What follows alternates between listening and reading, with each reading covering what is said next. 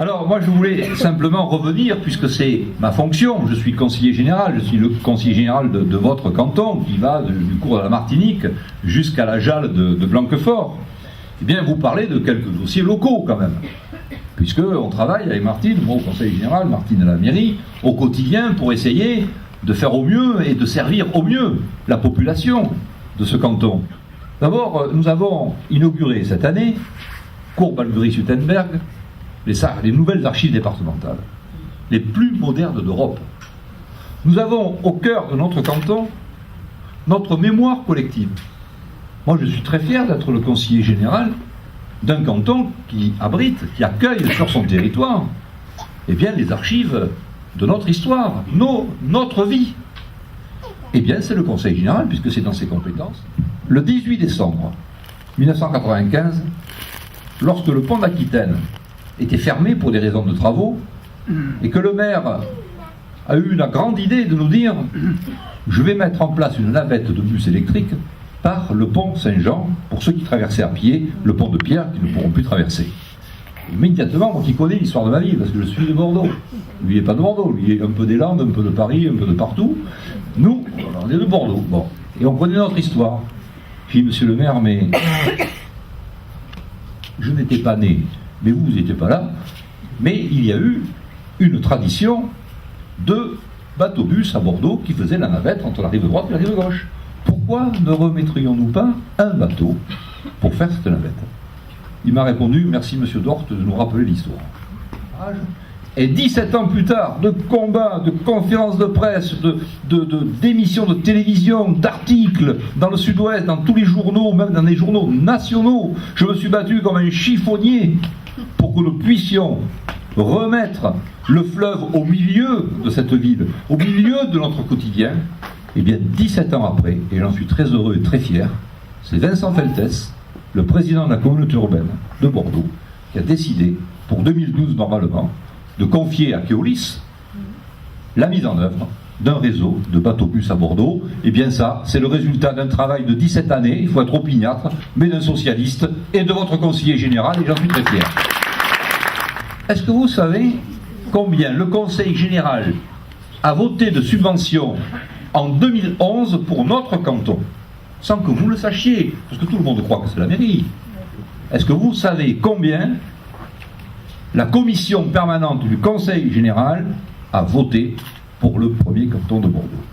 Eh bien, nous avons voté 5,7 millions d'euros investis ici sur le premier canton, et parmi ces 5,7 millions d'euros, il y a 1,6 million d'euros dédiés au logement. Mais au logement, justement, des plus précaires, des plus faibles. Et moi, je peux vous le dire ici, à l'angle de la rue Pascal Lafargue, vous avez vu qu'il y a un terrain qui a été dégagé, il y avait le petit restaurant, et puis à côté, il y a le hangar. Eh bien, j'ai fait acheter ce terrain par le Conseil général, qui va construire une vingtaine ou une trentaine de logements de grande qualité, de logements sociaux, en particulier pour les jeunes, de manière à ce qu'ils puissent rester dans ce quartier et bénéficier d'un équipement de qualité avec giron d'habitat. Voilà aussi une action concrète d'un conseiller général d'un canton. Il y a aussi le FDAEC, Fonds départemental d'aide à l'équipement des communes. C'est un fonds qui est dédié à chaque conseiller général. Et c'est un fonds qui a été inventé par Philippe Madrel. Fonds inventé d'abord par François Mitterrand, quand il était président du Conseil général de la Nièvre, repris par Maurice Faure, président du Conseil général du Lot, et le troisième, c'est Philippe Madrel, qui a repris à son compte cette idée de FDAEC, c'est-à-dire de doter chaque conseiller général d'une somme, d'un budget, mis à disposition de projets municipaux. C'est-à-dire que tous les ans, le maire de Bordeaux m'envoie une liste de projets qui dépasse de très loin l'enveloppe dont je dispose. Mais c'est moi qui décide ce que je veux financer dans la liste qu'il m'a proposée. Eh bien, cette année, entre autres, je finance très régulièrement l'aménagement et l'amélioration des RPA, de la Lumineuse, ou bien du côté de Dupaty. J'ai financé 60 000 euros, 30 000 euros pour la bibliothèque municipale ici de Bacalan, pour l'achat, pour que Michel Dessalles, que vous connaissez tous, puisse acheter un fonds musical.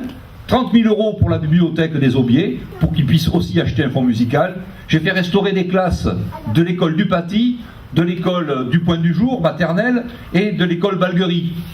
Et encore bien d'autres choses, et tiens, je le dis aussi, pour les gens, moi qui suis un mécréant bien connu, mais pour les gens de la paroisse de Saint-Rémy, j'ai financé la restauration de l'orgue également, parce qu'il n'y a pas de raison après tout, et donc je suis très heureux d'avoir pu directement faire bénéficier notre canton eh bien, de ces sommes qui améliorent notre quotidien. Le seul problème, c'est que j'ai fait financer des quantités d'aménagements. Le jardin tasseur rue Joséphine, tout l'aménagement pour les enfants, 40 000 €. Ça a été inauguré par l'adjointe au maire ici, j'ai même pas été invité, c'est moi qui ai payé. Faut le faire quand même, hein. Alors, mais il y a des gens qui ont beaucoup d'éducation.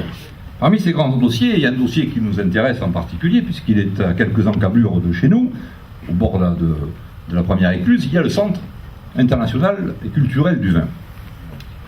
Le Conseil général a voté dans son ensemble contre. Pas que je sois contre systématiquement tous les projets du maire de Bordeaux.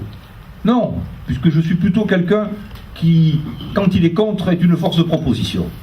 Et parce que le Centre international du vin n'apportera rien, ni à la viticulture, ni au tourisme dans une dimension régionale, internationale ou départementale, ça amènera peut-être un petit plus de touristes qui vont venir dans Bordeaux intramuros, mais qui seront déjà captés par la Gironde, et notamment par la viticulture. 55 millions d'euros. C'est-à-dire qu'en 10 années, avec ce que je vous ai dit, avec presque mes 6 millions d'euros que je donne tous les ans à ce canton, eh bien ça coûte, en 10 ans, ça coûte le centre culturel du vin qui ne vous apportera strictement rien. Eh bien, à la place, j'ai proposé de faire quelque chose qui était une valeur ajoutée, de faire au-dessus de la base sous-marine le Centre international des arts du numérique et du numérique dans tous ses états. Ça n'existe nulle part ailleurs, et il faut que Bordeaux crée son exception culturelle. Parce que là, il va y avoir 400 à 500 000 personnes qui viendront du Japon, des États-Unis, exprès pour voir quelque chose qui n'existe nulle part ailleurs. Eh bien, inéluctablement, ces 400 ou 500 000 visiteurs en plus, qui ne seraient jamais venus sinon, ils achèteront du vin, bien sûr, puisqu'ils seront dans le pays du vin. C'est ça, avoir une vision politique. Ensuite, il y a l'histoire du grand stade. 155 millions d'euros. Mais on est dans une période de crise. Il y a des gens qui souffrent aujourd'hui. En plus, on a une équipe qui risque de descendre en seconde division. Bon, alors, donc c'est très aléatoire tout cela. Mais c'est pour faire plaisir à qui tout ça? C'est pour faire plaisir à qui? Alors qu'on ne nous rembourse même pas nos médicaments dits de confort. Et on va filer 55 millions d'euros, plus 155 millions d'euros, 210 millions d'euros pour amuser le maire de Bordeaux et sa cour. Non, je crois que la politique, c'est autre chose. La politique, ce n'est pas uniquement des opérations de promotion de soi-même d'abord, et puis uniquement de promotion de sa ville dans son décor. Non, la politique, c'est s'occuper du quotidien des gens et faire en sorte qu'au lieu d'avoir une bonbonnière, il y ait des bonbons. Des bassins à flot qu'on a laissés, comme à la Bastide, au niveau de la promotion immobilière, en pâture aux investisseurs immobiliers, pour en faire même pas une marina de qualité, non, pour faire du pognon, pour faire du fric. Et aujourd'hui, un grand chantier naval qui offrirait 240 emplois, eh bien le maire de Bordeaux n'en veut pas, alors que le port autonome s'échine pour le mettre en œuvre. Si on avait écouté ce que j'avais dit, puis ce que d'autres ici ont dit, notamment les associations qui m'ont suivi sur ce dossier-là, et si on m'avait écouté, si on n'avait pas détruit le pont du Pertuis, et si on n'avait pas fait un petit pont minable de 7,80 m, qu'on aurait, s'il fallait détruire le pont du Pertuis, il fallait reconstruire un pont de 24 mètres, la largeur du Pertuis, c'est le passage étroit entre le bassin à flot numéro 1 et le bassin à flot numéro 2. Et là, on aurait pu peut-être faire plaisir à tout le monde en faisant en sorte que ce chantier naval puisse s'installer dans le bassin à flot numéro 2, ce qui nous aurait permis d'avoir 240 emplois de plus. Et puis il y a le pont Bacalan-Bastide. Alors là, on est devant une schizophrénie politique extraordinaire. Moi je préfère avoir affaire à un maire bien droitier qui me dit, c'est pas moi qui ai inventé la voiture, c'est pas moi qui ai inventé le pétrole, mais bon, il faut bien que ça passe quelque part, j'assume, je fais un pont quasiment en centre-ville, et puis c'est comme ça. Mais quand d'un côté, on prône l'écologie urbaine, on crée une petite maison éco-citoyenne, on plante quelques angéliques de l'estuaire, par-ci, par-là. On met une cellule photovoltaïque à droite, à gauche. Et une fois qu'on a fait son cinéma à la télévision et dans le journal, on descend de la tribune et on signe avec un pont qui va accueillir 55 000 véhicules au jour. C'est-à-dire que le développement durable, on l'a oublié, mais en attendant, c'est nous qui allons respirer le CO2, le NO2, etc. Et bien sûr, comme si cela allait s'arrêter rue Lucien Faure, comme pour le nuage de Tchernobyl, hop, il y a un barrage et ça n'ira pas en centre-ville. Mais si, on sera tous impactés. Alors qu'aujourd'hui, justement, on fait en sorte que les voitures n'aillent plus trop dans les centres-villes, avec des grands contournements, eh bien nous, le grand écologiste de France, nous fout un pont en plein milieu de notre canton en plus, qui va le couper en deux. Imaginez, regardez le résultat que ça va donner.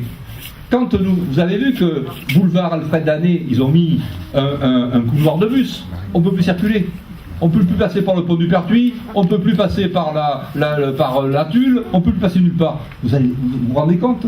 Quand il y aura le pont qui a une tête de pont à niveau, c'est-à-dire qu'on ne passe pas dessus ou dessous. Non, c'est à niveau, avec le tram, les voitures, 5000 logements en plus. Mais on va être dans une nasse, mais on va être dans une île, c'est insulaire. Mais voilà la vision à long terme. Mais il aura le plus grand pont du monde, le vent. Alors, voilà.